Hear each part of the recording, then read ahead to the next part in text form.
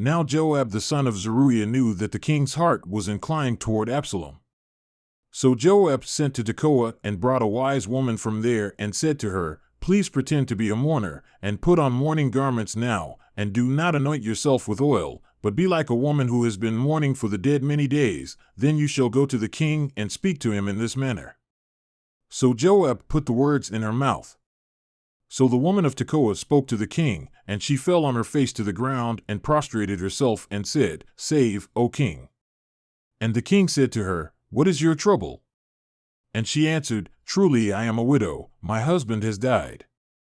And your servant woman had 2 sons, but the 2 of them struggled together in the field, and there was no one to deliver between them, so one struck the other and put him to death.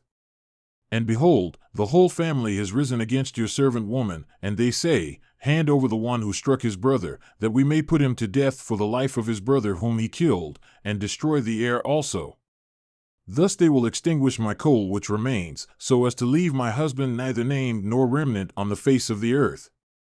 Then the king said to the woman, "Go to your house, and I will give a command concerning you."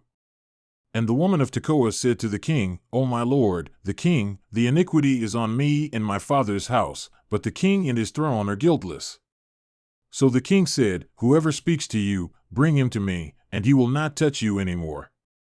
Then she said, "Please let the king remember Yahweh your God, so that the avenger of blood will not continue to bring about ruin, so that they would not destroy my son." And he said, "As Yahweh lives, not one hair of your son shall fall to the ground." Then the woman said, "Please let your servant woman speak a word to my lord the king." And he said, "Speak." Then the woman said, "Why then have you thought up such a thing against the people of God? For in speaking this word the king is as one who is guilty, and that the king does not bring back his banished one. For we will surely die and are like water spilled on the ground, which cannot be gathered up again. Yet God does not take away life, but thinks up ways so that the banished one will not be cast out from him. So now, the reason I have come to speak this word to my lord the king is that the people have made me afraid. So your servant woman said, 'Let me now speak to the king, perhaps the king will perform the word of his maidservant.' For the king will listen and deliver his maidservant from the hand of the man who would destroy both me and my son from the inheritance of God." Then your servant woman said, "Please let the word of my lord the king be a resting place, for as the angel of God, so is my lord the king to listen with discernment through the good and evil. And may Yahweh your God be with you."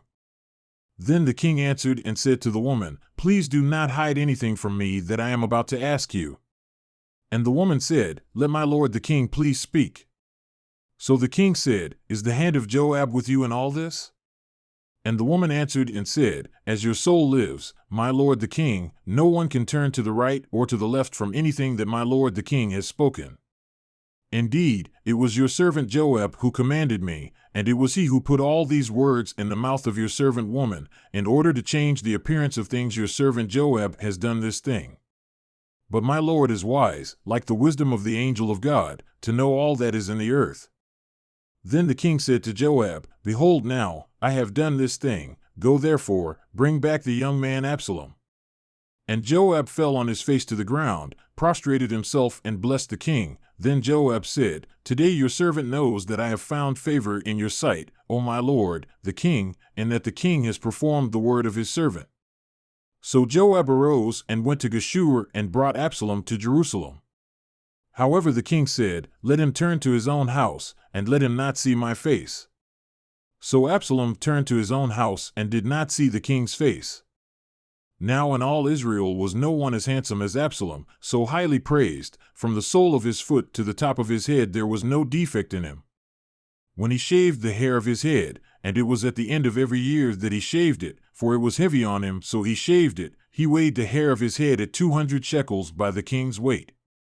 And to Absalom there were born 3 sons, and 1 daughter whose name was Tamar. She was a woman of beautiful appearance. Now Absalom lived 2 full years in Jerusalem, and did not see the king's face. Then Absalom sent for Joab, to send him to the king, but he was not willing to come to him. So he sent again a second time, but he was not willing to come.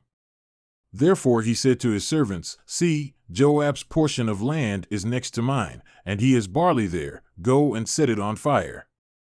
So Absalom's servants set the portion of land on fire. Then Joab arose, came to Absalom at his house, and said to him, Why have your servants set my portion of land on fire? And Absalom answered Joab, Behold, I sent for you, saying, Come here, that I may send you to the king, to say, Why have I come from Geshur? It would be better for me still to be there. So now, let me see the king's face, and if there is iniquity in me, let him put me to death. So Joab came to the king and told him, and he called for Absalom. Thus he came to the king and prostrated himself on his face to the ground before the king, and the king kissed Absalom.